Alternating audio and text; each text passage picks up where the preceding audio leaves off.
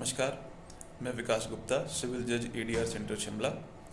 आज मैं इस वीडियो के माध्यम से नालसा की एक स्कीम के बारे में चर्चा करूंगा जिसका नाम है NALSA legal services to the workers in the unorganised sector scheme 2015।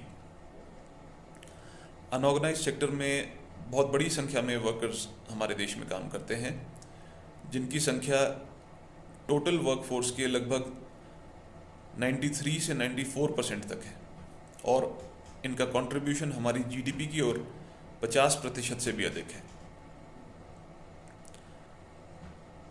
ऐसे वर्कर्स अधिकतर एग्रीकल्चर सेक्टर में या फिर छोटे व्यवसायों में या फिर रिक्शा पुलर्स होते हैं, कुलीज होते हैं या ऑटो ड्राइवर्स होते हैं या फिर कॉन्ट्रैक्टर्स के अंडर काम करने वाले वर्कर्स होते हैं। ऐसे वर्कर्स की बहुत समस्याएं भी हैं क्योंकि अनऑर्गेनाइज्ड सेक्टर को बहुत सी अधिकतर जो लेबर लॉज हैं वो अप्लाई नहीं होती, इसीलिए उनकी कोई स्टैट्यूटरी रेगुलेशन प्रॉपरली नहीं होती और उन्हें कोई भी जॉब सिक्योरिटी, सोशल सिक्योरिटी या डिसेंट वर्किंग कंडीशंस की गारंटी नहीं प्राप्त होती। इसके अलावा अनऑर्गेनाइज्ड सेक्टर के वर्कर्स का जो काम है वो मुख्यतः सीजनल काम होता है, जो कि उन्हें निरंतर नहीं मिल पाता और जिसके लिए उन्हें एक जगह से दूसरी जगह माइग्रेट करना पड़ता है। इस वजह से उनके बच्चों की एजुकेशन प्रॉपरली नहीं हो पाती और उन्हें अस्थायी झोंपड़पट्टियों में रहना पड़ता है, जहाँ पर साफ सफाई भी ठीक नहीं होती और उन्हें हेल्थ केयर बेनिफिट्स और मैटरनिटी बेनिफिट्स भी प्रॉपरली प्राप्त नहीं हो पाते। इसके अलावा इस सेक्टर के वर्कर्स की यूनियनाइजेशन भी नहीं होती है, जिस वजह से उनके पास कोई बार्गेनिंग पावर भी नहीं होती है और उन्हें शोषण का खतरा बना रहता है।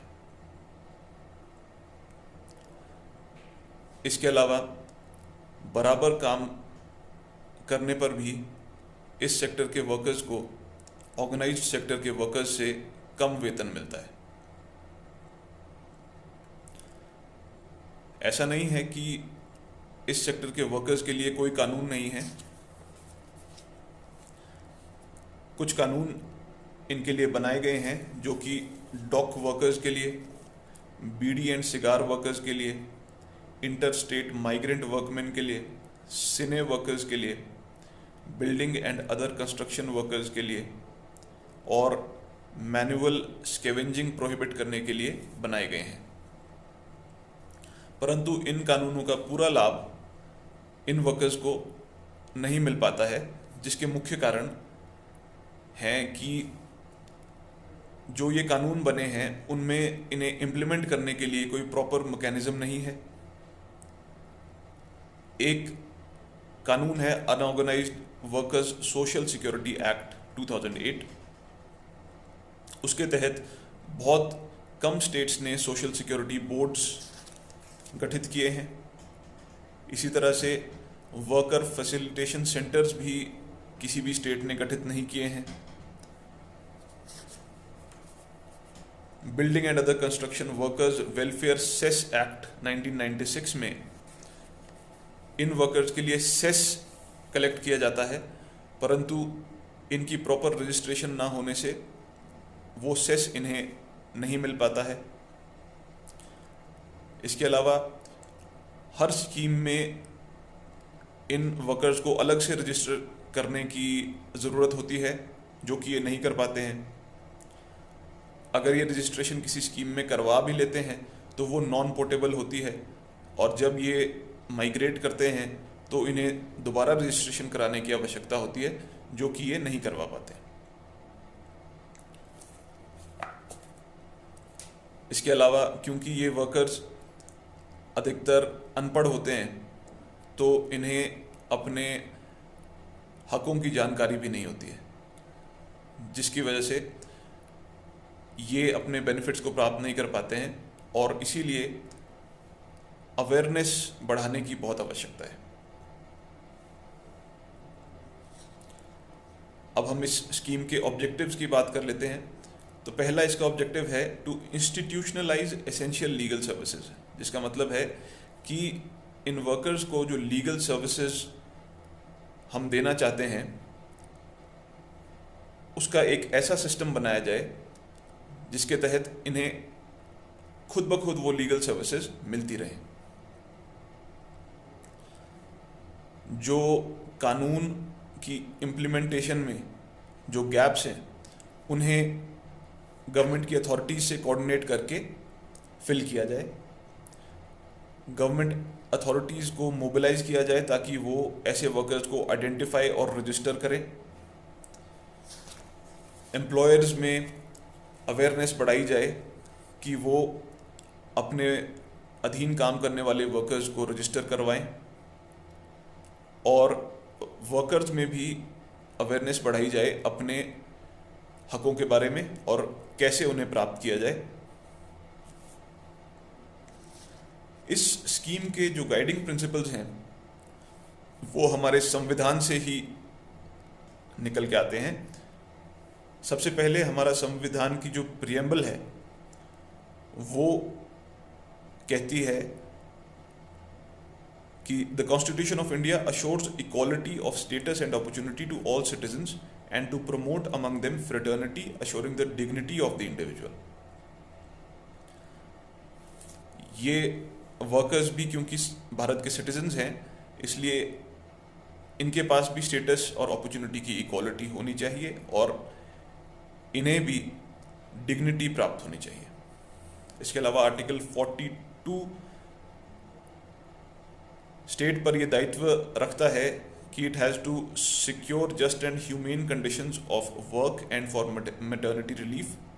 आर्टिकल 43 कहता है कि the state is obliged to secure to all workers work, a living wage, condition of work, ensuring a decent standard of life।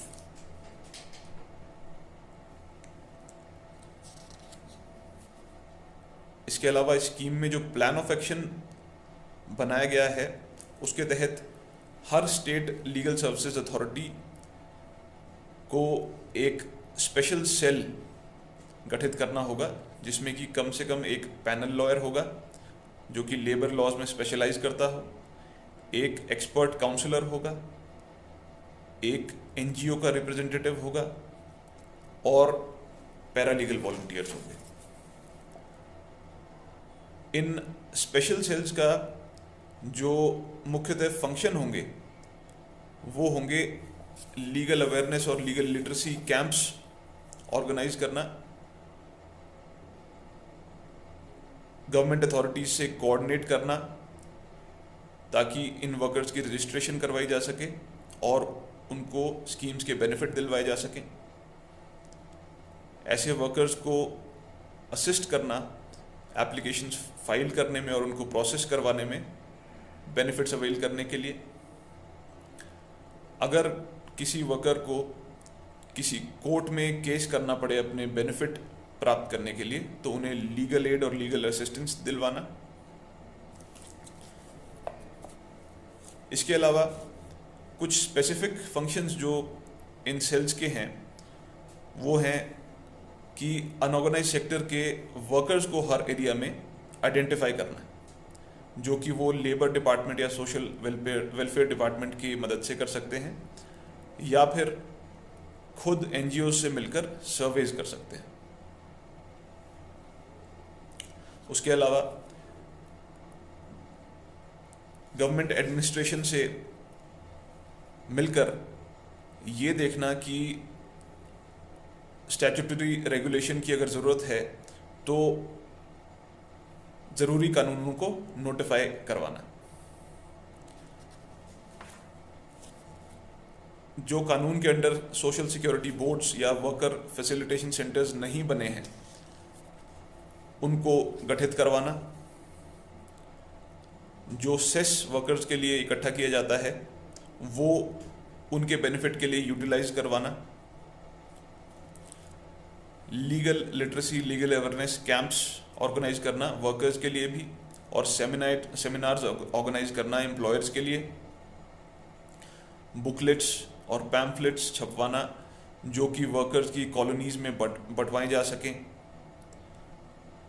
ऐसे कार्यक्रम दूरदर्शन, ऑल इंडिया रेडियो इत्यादि पर ऑर्गेनाइज करवाना।